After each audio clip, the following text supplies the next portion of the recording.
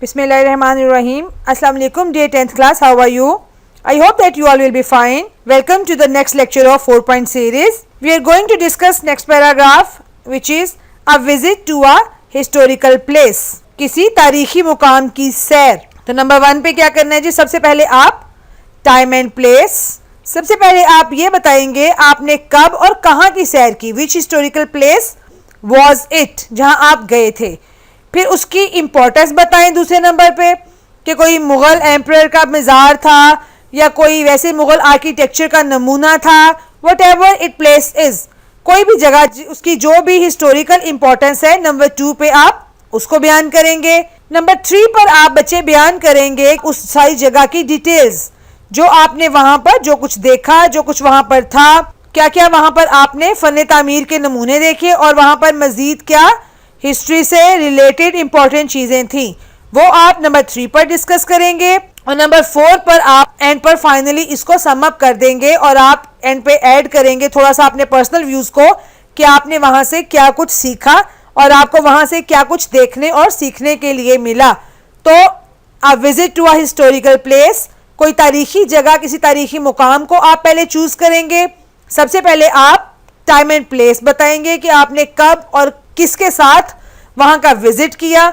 Secondly फिर आप उस जगह की हिस्टोरिकल इम्पोर्टेंस बताएंगे कि उस जगह की तारीखी अहमियत क्या है, क्यों वो जगह तारीखी तौर पर अहम है. उसके बाद आप थर्ड नंबर पर वहाँ की टोटल सैर को डिस्क्राइब करेंगे, जो जो चीज़ें आपने वहाँ पर या तो देखी हैं या अगर आप इस पैराग्राफ को सिर्फ और सिर्फ डिफरेंट आर्टिकल्स पढ़कर या टीवी वगैरह पर देखकर ही लिख रहे हैं, तो भी आपने जो कुछ भी वहां पर देखा है या पढ़ा है तो आप उन तमाम चीज़ों को फिर यहाँ पर डिस्क्राइब कीजिए. बट बी कॉन्शियस के लेंथ को 100 से 150 वर्ड तक ही रहना चाहिए.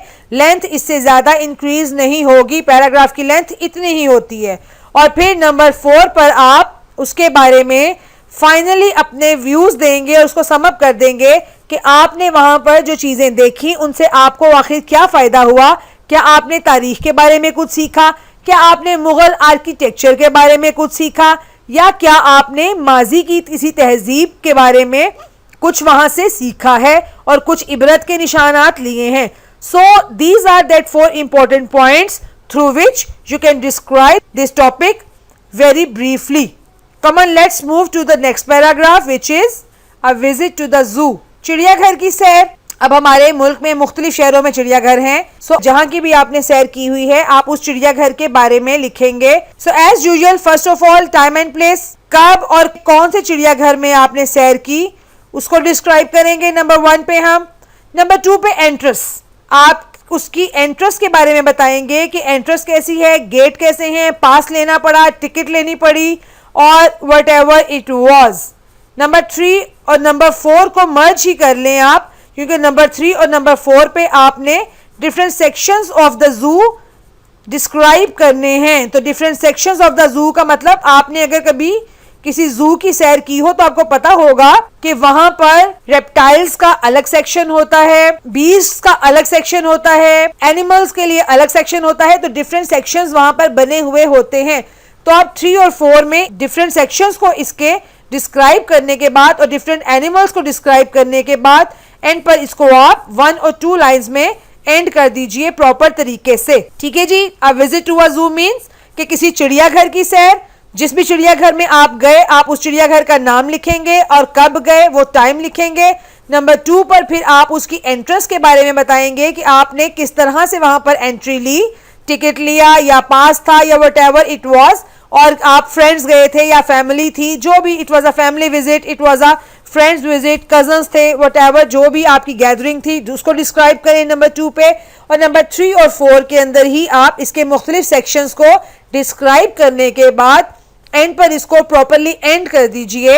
अक्सर चिड़ियाघरों में आपको नायाब नस्ल के जानवर, परिंदे वगैरह भी देखने को मिलते हैं. तो डेफिनेटली वो आपके लिए सोर्स ऑफ नॉलेज होता है कि आपको ऐसे परिंदे जो या तो ख़त्म हो रहे हैं, स्पीशीज़ जिनकी या तो एंडिंग हो रही हैं, या ऐसे जो दूसरे मुल्कों की स्पीशीज़ हैं, दूसरे मुल्कों में पाए जाने वाली इकसाम है जानवरों की, उनको यहाँ पे ला के रखा जाता है उनके मुताबिक एटमॉस्फेयर बना के, ताकि हमें उन्हें देखने का मौका मिल सके.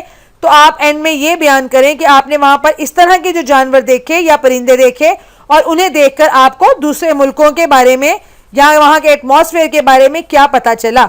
So these are the 4 points about a visit to a zoo: time and place, entrance, then description of the animals, and at the end proper ending. Now let's move to your next paragraph, which is Allama Iqbal. Allama Iqbal is your next topic. This topic must be very easy for you. आप उर्दू में अब तक बचपन से लेके आज तक इतनी दफ़ा इस टॉपिक को लिख चुके हैं कि मेरा ख्याल है इसको 4 पॉइंट्स मुझे बना के देने के बजाय you share your 4 points with me. Number 1, as usual, his date of birth and place of birth. Number 2, education, school, college, then Government College Lahore, and then England and Germany for bar at law. Number 3, we will discuss his political character and his poetry, importance of his poetry and the impact of his poetry on the Muslims. Number 3 पर उनका सियासी किरदार, फिर उनकी शायरी की अहमियत और मुसलमानों पर उनकी शायरी का असर वो डिस्कस करेंगे. एंड डेफिनेटली नंबर 4 पर उनकी डेथ और उनकी जाए वफात और उन्हें कहाँ दफनाया गया वो डिस्कस करेंगे. So Allama Iqbal must be very easy for you. आप बचपन से आज तक इतना उन पर लिख चुके हैं, इतना उनके बारे में पढ़ चुके हैं कि उस पर 100 to 150 वर्ड्स का पैराग्राफ लिखना आपके लिए मुश्किल नहीं होगा. नंबर 1, हमने उनकी डेट ऑफ बर्थ और प्लेस ऑफ बर्थ डिस्कस करनी है.